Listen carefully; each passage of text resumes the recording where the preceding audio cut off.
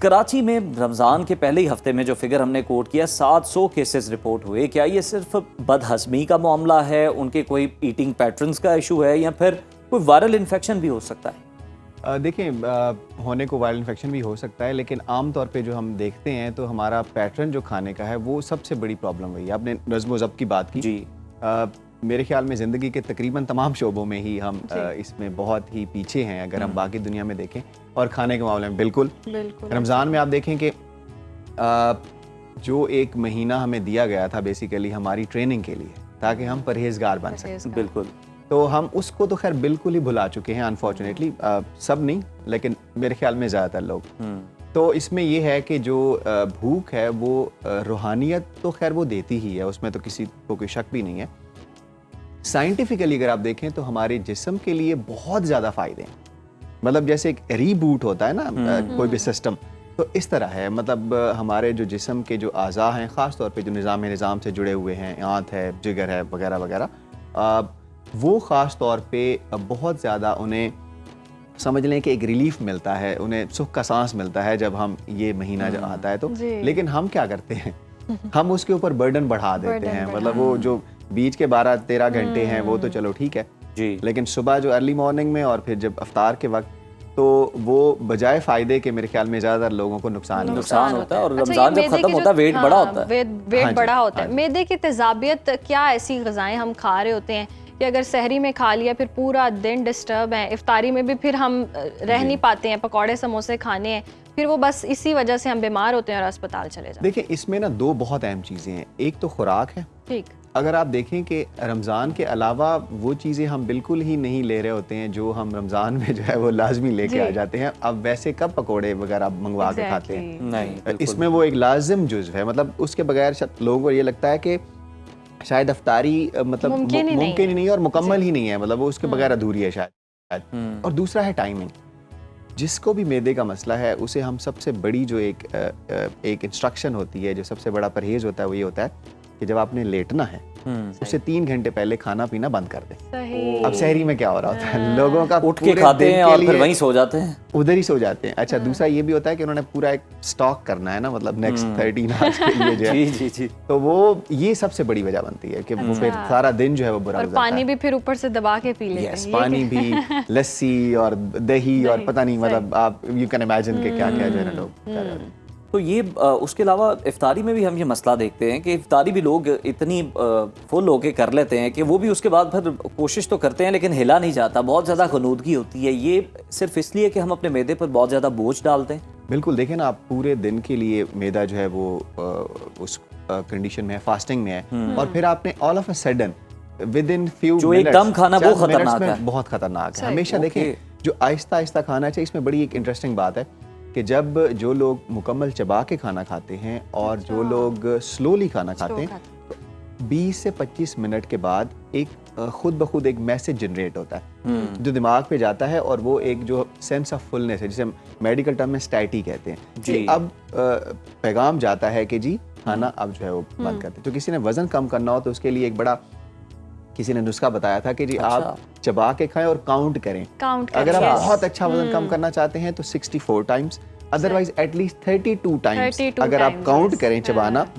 آپ کا آٹومیٹک، اس کی وجہ یہ ہے کہ آپ کیا ہوگا، آپ کا وہ ٹائم بڑھے گا کھانا کھانے کا۔ اچھا اب افطاری میں کیا ہوتا ہے، وہ ایک اتنے شارٹ ٹائم ہے کہ ابھی میسج تو کہاں جنریٹ ہو رہا ہے، لگا ہوتا ہے، اس سے پہلے ہی جو ہے نا آپ بڑی زبردست آپ نے ٹپ دی ہے، یعنی بندہ وہ کاؤنٹر تسبیح ایک ہاتھ میں رکھے اور چبائے، شروع میں کاؤنٹ کرنا پڑے گا، پھر آپ کو خود ہی وہ جو ہے نا وہ ہو جائے گا ایک آئیڈیا۔ اچھا یہ ہم دیکھتے ہیں گیسٹرو کے پھیلاؤ کے لیے آلودہ پانی کا کتنا بڑا رول ہے، کہ ہم دیکھتے ہیں آج کل پانی بھی صاف میسر نہیں ہو رہا، اور کراچی جیسے اگر آپ کہیں کہ جڑ کیا ہے معاملے کی تو وہ یہی پانی سب سے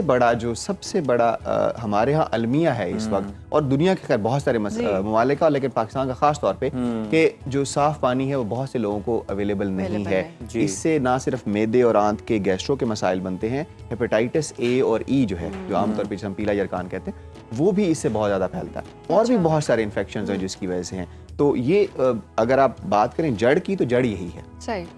اور اس کے علاوہ باقی جو ناقص آپ کو دیکھیں جو ہمیں چیزیں ملتی ہیں، آپ دودھ کو لے لیں، آپ کو خالص نہیں ملے گا، آپ मसाला कोई ले लें, आप सब्जियों को देखें आजकल तो उस पर बड़ा कंट्रोवर्सी है कि पानी वगैरह उसका जी गंदा पानी जो है उसमें उगाई जाती है। अच्छा इकराम साहब, कुछ लोग ये चलें उनके साथ तो कोई ना कोई प्रॉब्लम होगा, उनका जो डाइजेस्टिव सिस्टम है वो एक्सेप्ट नहीं करता, लेकिन एसिड रिफ्लक्स, तेज़ाबियत, और फिर हम देखते हैं कि बदहज़मी के मामलात हैं, कोई इतना खा लेते हैं कि डकार आ रहे होते हैं, ये कौन सी ऐसी खुराकें हैं जो सूट नहीं कर रही होती, ये मसला क्या है? देखिए आजकल अगर आप देखें तो जितना भी एक चेंज आया है कुछ अरसे में, जिसमें आप देखें कि वेस्टर्नाइजेशन हुई है फूड,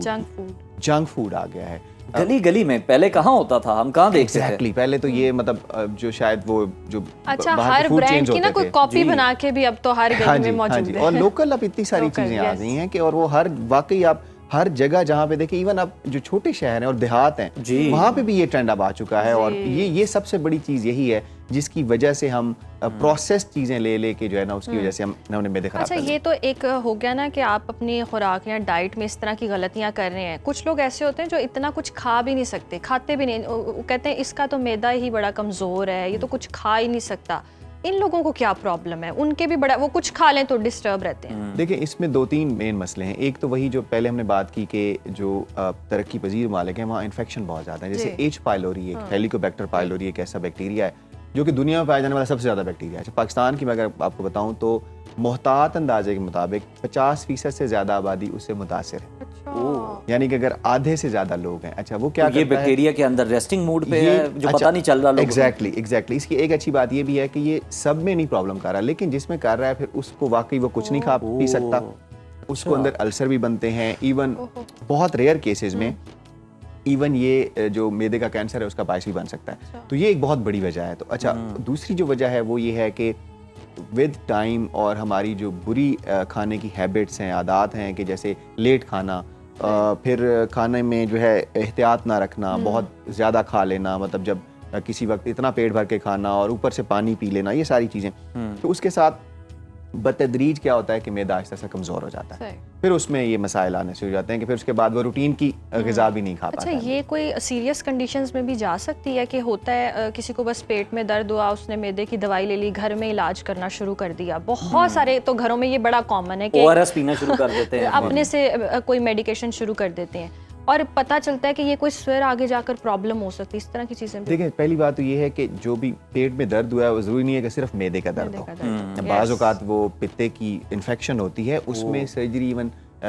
समझ लें कि इमरजेंसी बुनियादों पे करनी होती है, क्योंकि उसमें उसके बाद क्या होता है उसकी झिल्ली पतली होती है और फट भी सकती है।